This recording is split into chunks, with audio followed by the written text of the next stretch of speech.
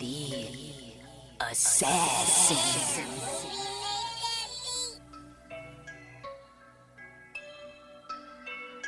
You know I break necks, call me Jack Tate. I have no regrets while your life is fading. I'm a crazy fuck equivalent to Satan. When I'm behind the mic, I feel like the greatest. You know I break necks, call me Jack Tate. I have no regrets while your life is fading.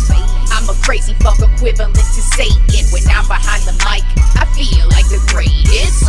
What up, y'all? You're listening to Sports Talk with Tropp, and I'm your host, Katie Tropp. Well, it is Divisional Round weekend. This is usually the best weekend of the playoff football. I mean, these are usually the best games. Usually. I mean, not always, but it's for some reason the Divisional Round is just always powerhouse, crazy games, weird upsets. It's just always an excellent round of football to watch. And we do have us a doozy, of course, but let's get right into it. We got 2 games on Saturday, 2 games on Sunday. So let's begin with the first game on Saturday. The Houston Texans at the Kansas City Chiefs. Right now the Chiefs are an 8-point favorite. Texans, their defense has been fantastic all season, but last week, they showed the world that what I mean by they are a smack-you-in-the-mouth defense, because that's what I've been calling them all season long, smack-you-in-the-mouth defense. That's what they do. They're fantastic. And I feel like the Chiefs better watch out in this one, because this defense, if they play like they did in this last game, they're going to have problems because this offensive line has not been that great. And they don't have a lot of weapons outside of Patrick Mahomes, so it's a very shaky offense. And the Chiefs' defense has had its moments. They started off the season very well, but now their secondary's been getting blown up. So the Texans' offense is really the key to me in this game. Are they going to show up, or are they going to be that very shaky, mediocre offense? And like I said, they've had their moments where they've been able to actually show they're a pretty decent offense, but for the most part this offense has been very, very shaky, especially on the offensive line. So we'll see what happens there, but I feel like that's going to be the key factor for the Texans, just on the offensive side of the ball, because they have no issues defensively. But here's the thing. They're going up against the Kansas City Chiefs, the 2-time defending champs. Pretty much the Chiefs' entire season has been their opponent, has shit the bed, and basically just let them win the game. And that doesn't mean the Chiefs are a bad team. It just means they have that mystique. That's what the Patriots used to have, that mystique where you would just Jedi mind trick your way out of a win and let them win. And that's kind of what I feel like is going to happen in this game. And as a matter of fact, I will predict to you how this game is going to end. I predict that the Texans will be up 21-20. It'll be the fourth quarter, and let's just say it's about a minute. Let's go with about a minute 35 on the clock. So that's a lot of time left for Patrick Mahomes. But I foresee the Chiefs getting the ball. I foresee them, the Texans really just getting them. And they make it look like it's going to be a Texans win. And then all of a sudden we'll go fourth and 8. And Patrick Mahomes drops back to pass, and he can't find anybody. And Will Anderson Jr. is going to wrap him up. And it's going to look like it's going to be a sack, and Mahomes is going to get his way out of it like he always does. He's going to run up the sideline, get the first down, and get his team into field goal range. And the Chiefs will have a walk-off field goal win, 23-21. That is literally my prediction on what's going to happen, because that's how the Chiefs' season has always been. Everybody's always afraid to hit Patrick Mahomes because, of course, you don't want to get that flag. But at this point, I kind of feel like just light the dude up. Just do it. If you get a flag, you get a flag, but at least you lit the dude up at some point. But, I just don't really see the Chiefs losing. They had a bye week. They haven't played in, I think, 24 days, something like that. And they're the defending champs. They've been here many times before. They know how it's done. And unfortunately, the Texans, I don't think, are going to be that team that's able to stop them. I do think their defense is going to make this a very interesting game. I think they're going to make some big plays. But just in the end, I have a feeling they're going to crumble, as everyone has that's played the Kansas City Chiefs leading up to this point in the season. And so I've got the Chiefs headed to yet another AFC championship game. Then the second game on Saturday is the Washington Commanders at the Detroit Lions. Right now, the Lions are a 9-point favorite. And you know me, I already predicted that my winner for the Super Bowl this year is the Detroit Lions. And I think this is a good way for them to get started. As a matter of fact, I think this is going to be a come back down to earth game for the Washington Commanders. I think they played a fantastic game last week. I think they're a fun rising team to watch, but I think at some point they're going to get smacked in the mouth, and I think this is going to be that game. I think the Lions, like I keep saying, best team in the league. They play the best football. They have zero weaknesses. It doesn't matter if they're injured. It doesn't matter where they play. It doesn't matter how they play. It doesn't matter the weather. There is zero things that matter with this team, and I just think the Detroit Lions are going to come right out the gate, and I think they are poised, primed, and ready for a Super Bowl run, and it's going to begin against the Washington Commanders. I don't think this is going to be a close game. As a matter of fact, I think it's going to be a Detroit blowout because that's what Detroit has done all season long. I've got Detroit blowing out the Redskins to Commanders 35-20. Then our Sunday games, we have the Los Angeles Rams at the Philadelphia Eagles. Right now, the Eagles are a 6-point favorite. The Rams are such a weird team. They're so inconsistent, but then they played so well last week. But, I mean, who knows what that means. That just means they played one good game. Whereas the Eagles, they've been way more consistent than the Rams this year, but it is the playoffs, so it doesn't really matter. But I do kind of feel like the Eagles have a lot more firepower on offense and a lot more experience as well when you compare the Eagles offense to the Rams defense. The Rams defense, while they've shown a lot of, they just are a really, really good defense, they still have issues, and I think that's going to come into play in this one. I feel like the Eagles are going to ride Saquon Barkley as they have all season long.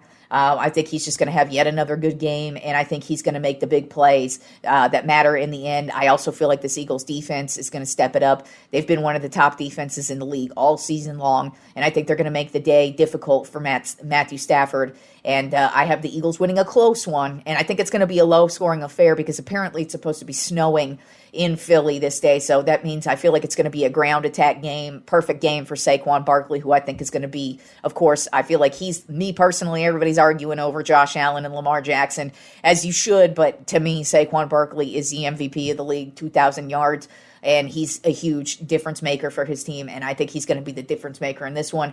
I've got the Eagles winning a close one, 21-17. Then, of course, we round it out with the best game of the weekend, and that is going to be the Baltimore Ravens at the Buffalo Bills. Right now, the Ravens are a 1-point favorite. Now, that's because the Ravens kicked the shit out of the Bills earlier this year, and it wasn't even close. It was just a complete demolition by the Ravens. I don't think that's going to be the case this time. I do think the Bills are going to step it up and actually play a much, much better game than they did in the regular season. I do think this is going to be a smash-mouth game, but I do think it's going to be a battle between Lamar Jackson and Josh Allen. The two guys have obviously had amazing seasons, and but I've felt it from the Ravens for about the last month of football. I just feel like this team is ready. They've covered, they've worked on all their issues that they've had throughout the season, as you should, and they've improved and become a much better team, and they are going to be a difficult team for anybody to stop. And I think the Bills are going to have their issues. I think it's going to be an offensive battle between two really good teams, but I just think when it comes down to it, I just kind of feel like Lamar Jackson and Derrick Henry are going to be way too much for the Bills to stop, and I've got the Ravens winning a close one, 31-28. All right, Joe, let's get to the week of NBA. We actually had some crazy games this week, and we had some good matchups. We had some huge blowouts. But there are two teams this season that basically have gone from the worst teams last season to actually competitive teams this year, and that is the Detroit Pistons and the Houston Rockets. So on Monday night, the Detroit Pistons took out the New York Knicks in a crazy battle, 124-119, and I mean, the Knicks, they ain't no joke, but the Detroit Pistons kind of made them look like one. Cade Cunningham, he has been their dude all season long. He dropped 36 points in a big game for the Detroit Pistons. Now, I wouldn't call them a championship-level team, but they've been playing much improved basketball from last year. I mean, they were the worst, historically probably the worst basketball team of all time. And they are actually now a competitive team that's actually beat good teams. And the Knicks, they are a good team. And Cade Cunningham, he has just been on fire for the most part this season. Then also on Monday, the Houston Rockets beat the Memphis Grizzlies in a crazy contentious battle, 120 to 118. Jalen Green dropped 42 points in this one, and Houston just battled back and forth. Ja had an amazing game. This is a division battle, by the way, but these two teams just really went at each other, and just Houston was able to hang on and get the win. Then on Tuesday, Milwaukee smashed the Sacramento Kings 130 to 115. Giannis had a huge game. He had a triple-double with 33 points, 11 rebounds, and 13 assists, so he had an amazing night as he continues his amazing run on the season.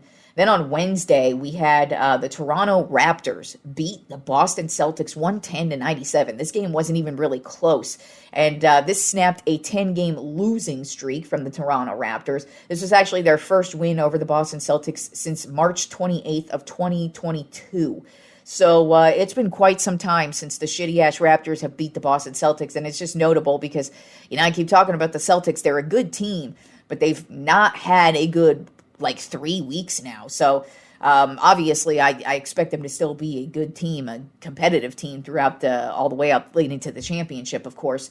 But that's a terrible loss that they took against a very bad Toronto Raptors team who owned them the majority of that game. Then the Houston Rockets had another big game over the week on Wednesday. They beat the Denver Nuggets 128 to 108, and this game was not even close. Houston was just killing it.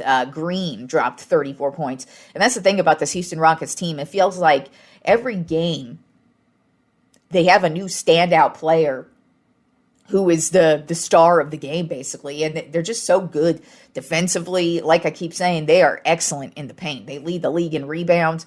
And they are just, they're just a very scrappy team. Like I keep saying about them, I don't know if I believe in them just yet. But they are a really good team. Then also on Wednesday, the Los Angeles Clippers got their largest margin of victory in their team history over the Brooklyn Nets. They got the win 126 to 67. Yes, 126 to 67. It was a pathetic game from the Brooklyn Nets from start to finish.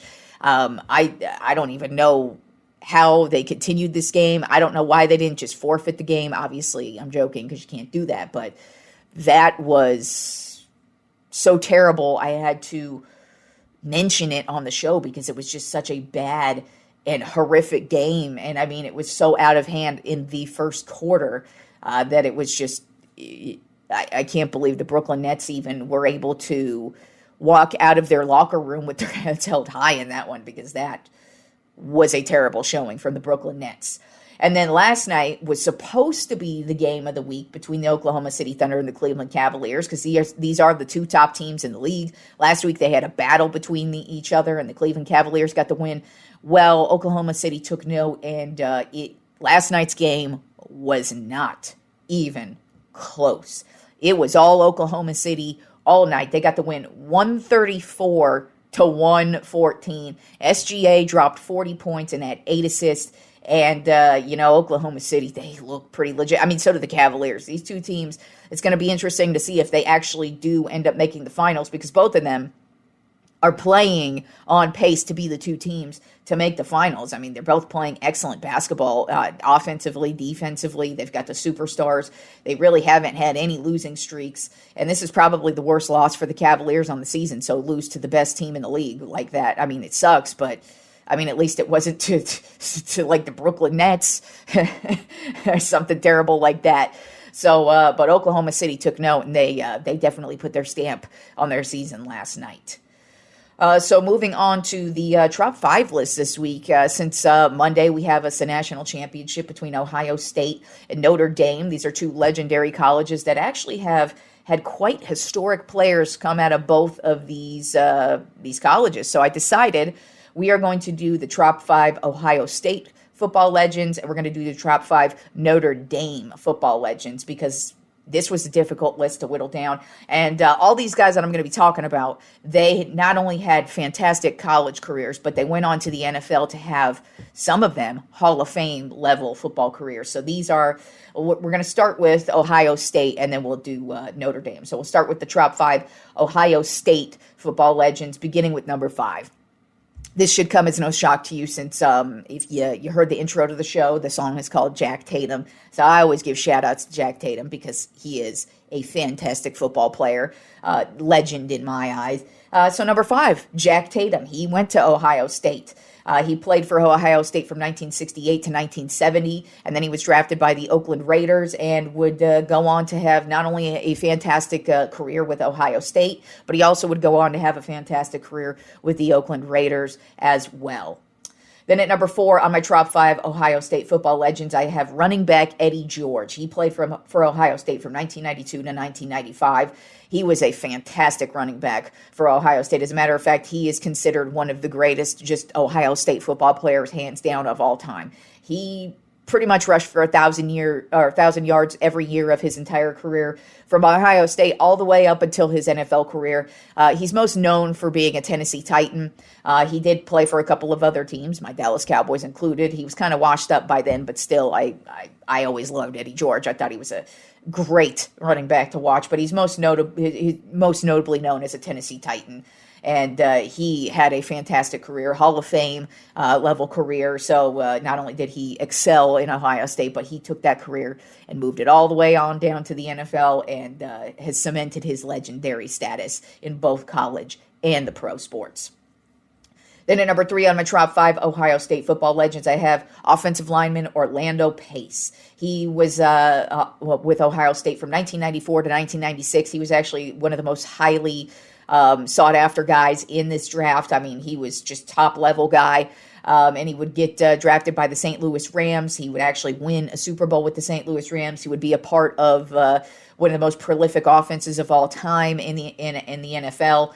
But he just really excelled both at Ohio State and in the NFL, and he is a Hall of Fame player who blocked for the best. I mean, Marshall Faulk is one of the greatest running backs of all time, and part of the reason why is because Orlando Pace was right in front of him, blocking for him. Then at number 2 on my Tropp 5 Ohio State Football Legends, wide receiver Chris Carter. Played for Ohio State from 1984 to 1986. Then he would get drafted by the Philadelphia Eagles, who would end up dropping him, and he would actually, because he did not have a good time with the Eagles. It was a very contentious time for him with the Eagles. As a matter of fact, he basically got kicked to the curb. Everybody thought Chris Carter was going to go nowhere till he got picked up by the Vikings, and he would go on to be literally one of the greatest wide receivers of all time. He is one of the greatest route runners. He has some of the greatest pairs of hands you will ever see, and if you did not get to see Chris Carter play as a wide receiver, you are missing out. Yes, there are many legends of the game. I think Chris Carter does get overlooked in certain occasions because he did play in an era with Jerry Rice, and of course Jerry Rice is literally one of the greatest football players of all time. And then also Chris Carter had Randy Moss on his team at the same time as well, so sometimes that gets overlooked as well. But if you watched Chris Carter, which I did, you know he's one of the greatest to ever do it, and he was the greatest to ever do it in college and in the pros. Hall of Fame player, by the way, as well. But number 1 on my Tropp 5 Ohio State Football Legends is Archie Griffin. He was running back from 1972 to 1975 for Ohio State. He is actually the only 2-time Heisman winner ever. He was drafted by the Cincinnati Bengals, would actually go to the Super Bowl with the Cincinnati Bengals, had a pretty solid career, but his career with Ohio State definitely overshadows his time with the Cincinnati Bengals, of course. But being a 2-time Heisman winner, the only time that's ever happened. But I mean, you look at the stats. This guy was a bruiser. He ran over every single body. Those 2 years he won the Heisman. So that's who I've got at number 1. You can't beat that, in my opinion. It doesn't matter how because compared to the other 4 guys, his pro career was probably the least impressive of them. But the fact that he won 2 Heismans, that puts you at number 1. I'm sorry. So then moving on to the Tropp 5 Notre Dame Football Legends, and gotta say, this was more difficult than the Ohio State one because I didn't actually realize how many legends have played at Notre Dame, which it shouldn't shock me, but it was actually very difficult. Even the 5, I knew who number 1 was going to be, but after that I was like, wow, this is tough. So beginning with number 5 is a player that I know a lot of people these days don't know, but he is... Not only was he a legend at Notre Dame, but he is one of the greatest football players ever, and that is Paul Hornung, who played fullback, running back, for his time at Notre Dame, and then also played with the Green Bay Packers. But he played from Notre Dame from 1954 to 1956, so that's why a lot of people don't know who he is. He played with the legendary Lombardi Packers, who won everything, and he was why. I mean, actually, he was an MVP. That's how good Paul Hornung actually was. In this era, he's a Hall of Fame player, fantastic. And even when I was ranking this, I was like, oh my God, I can't believe I couldn't even put Paul Hornung at number one, because you think you could make an argument definitely for him at number one because of just how fantastic both of his careers were in college and in the pros. Then at number 4 in my Tropp 5 Notre Dame Football Legends, Jerome Bettis, running back from 1990 to 1992. He was drafted by the Pittsburgh Steelers, and his entire career was with the Pittsburgh Steelers. He ended his career by winning a Super Bowl. He is also a Hall of Fame level running back as well. And also just Notre Dame legend. When you actually look up the stats and just what he's done, and when you actually look at the rankings too, most Notre Dame fans actually put him like at number 1 as the greatest running back of all time, even over Hornung. So that says a lot about how well liked he is by the Notre Dame faithful. But I mean, he's also the same too with Pittsburgh. I mean, everybody in Pittsburgh loved the Bus. Then at number 3 on my Tropp 5 Notre Dame Football Legends, defensive end Alan Page. This was another one where I was like, I can't believe I'm not putting him at number 1. Another one where I'm sure a lot of you people don't know who he is because he played in the early days. He was drafted by the Minnesota Vikings. He did play his time at Notre Dame from 1964 to 66, so in the 60s. But if you don't know Alan Page, you need to go look up Alan Page. This guy, he actually won an MVP. He is a defensive player who won an MVP. That is how dominating this guy was. He played for the Purple People Eaters. That's what kind of a legend he was. He is one of the craziest, most insane, most awesome defensive players you will ever watch in your life, and he was amazing. And it was real hard for me to not put him at number 1 because that's how much respect I have for Alan Page. And not only was he a fantastic defensive player, but after his NFL career, he would go on to be a Supreme Court justice in the state of Minnesota. How crazy is that? So not only was he a legend on the football field, but then he would go on and have like a legitimate career afterwards. Then at number 2 on my Tropp 5 Notre Dame Legends, I have Tim Brown, played wide receiver from 1984 to 1987 for Notre Dame, and then would go on and play with the Oakland/Los Angeles Raiders /Oakland Raiders again.